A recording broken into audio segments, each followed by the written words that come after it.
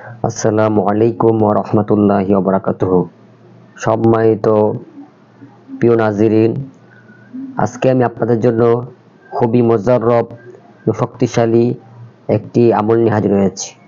আজকের আমলটি হলো, আপনারা যারা ইউটিউব দেখে বা কোনো মুতাব্বির থেকে বা যেখান থেকে আপনারা আমল করেন, রুহানি শক্তি বৃদ্ধি করে আমল করেন, বা আপনারা আমার চ্যানেল দেখেও রুহানি শক্তি আমল করেছেন বা করবেন, আপনারা এক কথায় যেখান থেকে রুহানি শক্তি আমল করেন, এখন আপনারা কিভাবে বুঝবেন যে আপনার শরীরে বা আপনার রুহানি শক্তি অর্জন হয়েছে?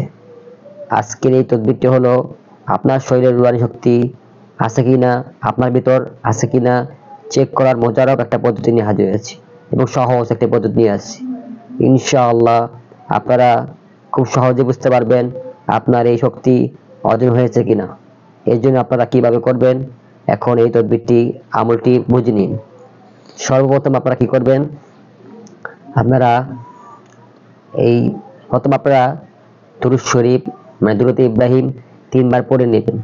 তারপর আপনারা এর আগে আপনারা অজু পাক পবিত্র হয়ে অজু করে একটা জায়গায় বসে দুরূদ শরীফ পড়বেন। তারপর শুধুমাত্র এই হাত, ডান হাত আর বাম হাত, আমার ভিডিও করার কারণে এক হাত বন্ধ তাই বলতে পারতাছি না, দুইটি হাত আপনি শুধুমাত্র ওচা করে রাখবেন, এভাবে রাখবেন। রাখার পর প্রথমে আপনারা মুয়াক্কিলদেরকে হুকুম লাগাবেন সূরাতুল ফাতিহার। আপনারা বলবেন, হে সূরাতুল ফাতিহার মুয়াক্কিলাতগণ, আমার শরীরে যদি রুহানি শক্তি থাকে তাহলে এই হাতকে উঁচু করিয়ে দিন, আর যদি আমার শরীরে না থাকে তাহলে এই হাতকে নিচু করে দিন। তারপর আপনারা সূরাতুল ফাতিহা 3 বার পরে আপনারা হাত ধরে রাখবেন। ইনশাআল্লাহ আপনার শরীরে রুহানি শক্তি থাকলে তাহলে এই হাত উঁচু হয়ে যাবে, আর যদি রুহানি শক্তি না থাকে তাহলে নিচু হয়ে যাবে। আর যদি একবার না হয় তাহলে আরো 3 বার পড়বেন এবং মুয়াক্কিলদের হুকুম লাগাবেন।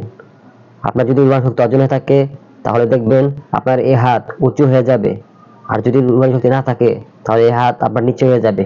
ইনশাআল্লাহ এই আমলটি খুবই পরীক্ষিত মুজাররব আপনাদেরকে দিলাম। আপনারা এই আমলটি করে ফায়দা পেলে আমাদের দোয়া করবেন। বুঝতে অসুবিধা হলে আপনারা কমেন্ট জানাবেন এবং এই ভিডিওটি সবার মাধ্যমে শেয়ার করে দিবেন, বেশি বেশি শেয়ার করে দিবেন। আসসালামু আলাইকুম ওয়া রাহমাতুল্লাহি ওয়া বারাকাতুহু।